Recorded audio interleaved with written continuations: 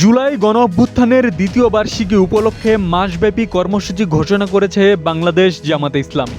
মঙ্গলবার দুপুরে জাতীয় প্রেস ক্লাবে আয়োজিত সংবাদ সম্মেলনে এ কর্মসূচি ঘোষণা করেন দলটির সেক্রেটারি জেনারেল মিয়া গোলাম পরওয়ার।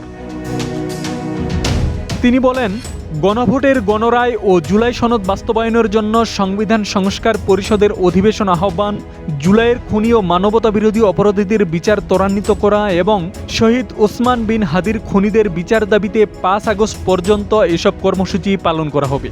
এছাড়া ১১ দলীয় ঐক্য ঘোষিত কর্মসূচিও বাস্তবায়ন করা হবে বলে জানান জামাতের সেক্রেটারি জেনারেল। কর্মসূচির মধ্যে রয়েছে ২ থেকে ৯ জুলাই পর্যন্ত রাজধানীতে জুলাই শহীদ, আহত ও পঙ্গু পরিবারের সঙ্গে মতবিনিময়, জুলাই স্মৃতি বিজড়িত স্থানে স্মৃতিচারণ, আলোচনা ও দোয়া অনুষ্ঠান।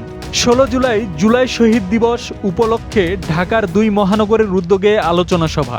১৮ থেকে ৩১ জুলাই সারা দেশে জুলাই শহীদ, আহত ও পঙ্গু পরিবারের সঙ্গে মতবিনিময়, জুলাই স্মৃতি বিজড়িত স্থানে স্মৃতিচারণ, আলোচনা ও দোয়া অনুষ্ঠান।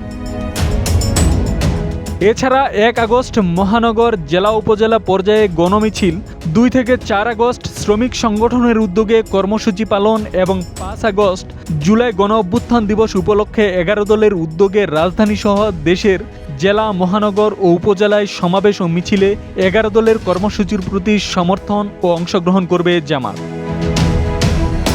আব্দুস সালাম, প্রজন্ম ২৪।